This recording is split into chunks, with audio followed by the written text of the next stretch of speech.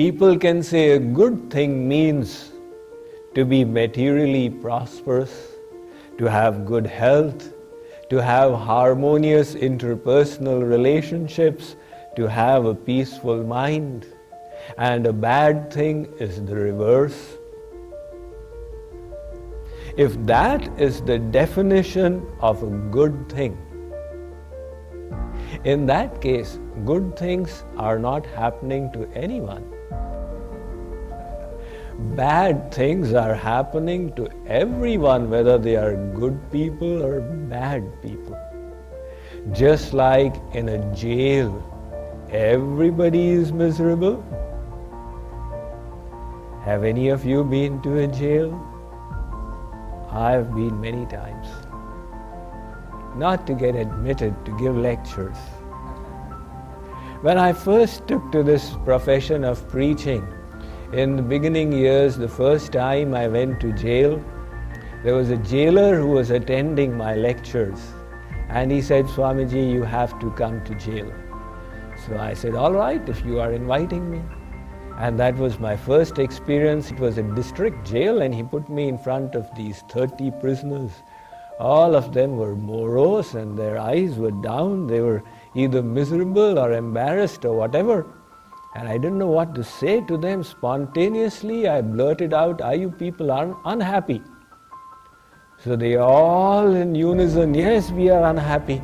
They thought, Swamiji is a kind, compassionate hearted person and he may have some magic wand to remove our miseries. So I said, "You are unhappy? Very good." They were shocked. Very good. We least expected this from Swamiji. He's rubbing salt in our wounds. We say we are miserable and he said, "Very good." I said, "What is the purpose of a jail?"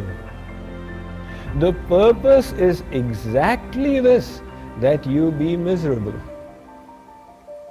If you are not miserable in a jail, when your term is over and the government releases you, and you go out into the world, you will say, "What arrangements to make so that I can go back and become a guest of the government in the jailhouse?" So just like in a jailhouse, people are miserable. Similarly, in this world, everybody is unhappy. Or let's not say unhappy, let's say nobody is happy. That's a fact. Nobody is happy. Everybody's got their own miseries and regrets. There was once a person who used to always fight with God. And he would say, "Oh God, why have you written all miseries in my name?" So God decided to open his eyes of knowledge. God came in his dream at 4 a.m. and said, "You have these complaints? I have got a scheme for you. Put all your miseries into a gunny bag. Bring it to the sage hall. I will meet you there."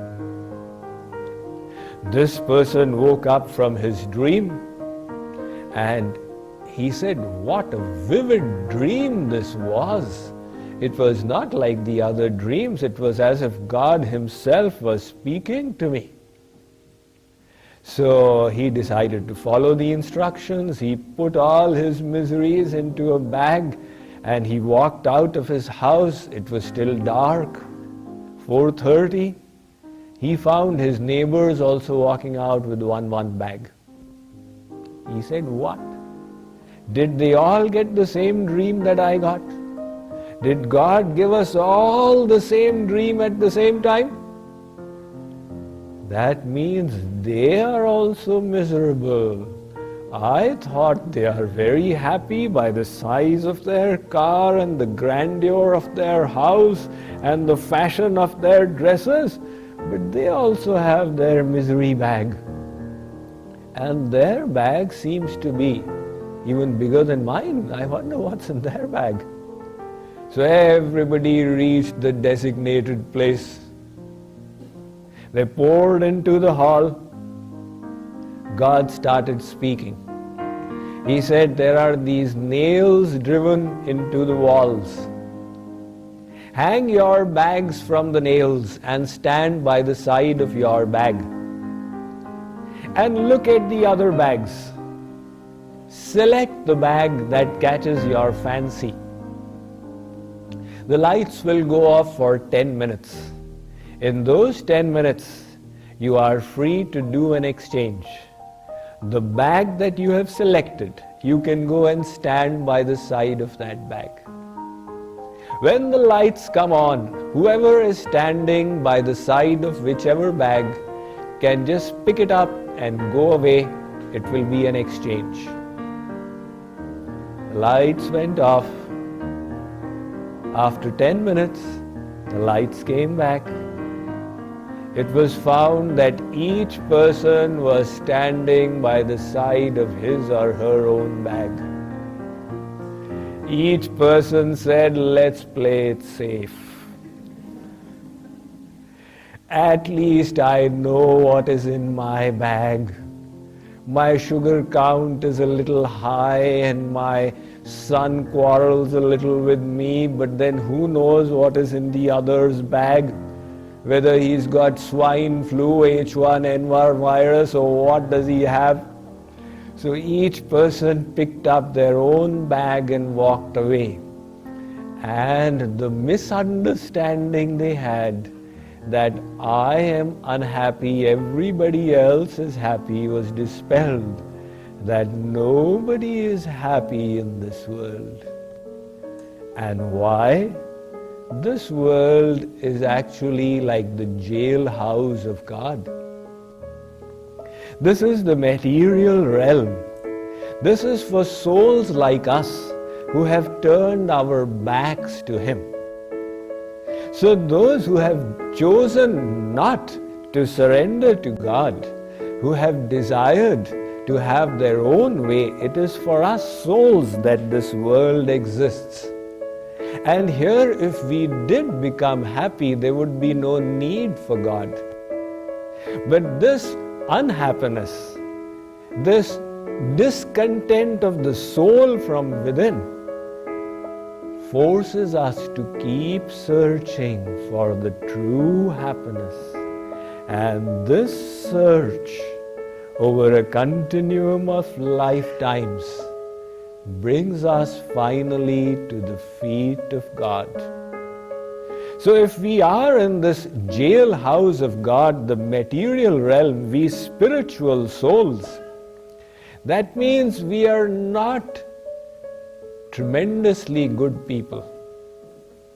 Possibly you can say we are moderately good people. So the statement, why do bad things happen to good people, needs to be corrected a bit. Why do bad things happen to moderately good people?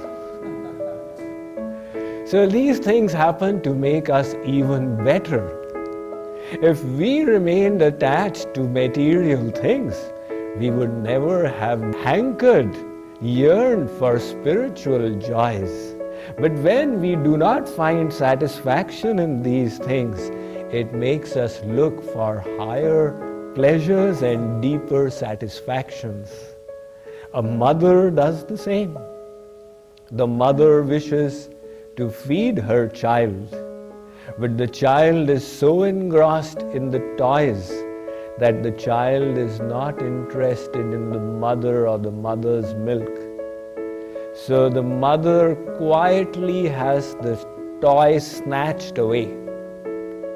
And when the toy is gone, the child remembers the mother and cries out. And the mother comes and feeds that child her milk. Similarly, we are attached to the toys of the world.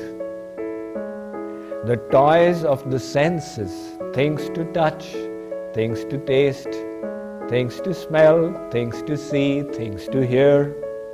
Toys of the mind that give the mind and the intellect joy. And sometimes when these get snatched away, we then look beyond these for higher joy.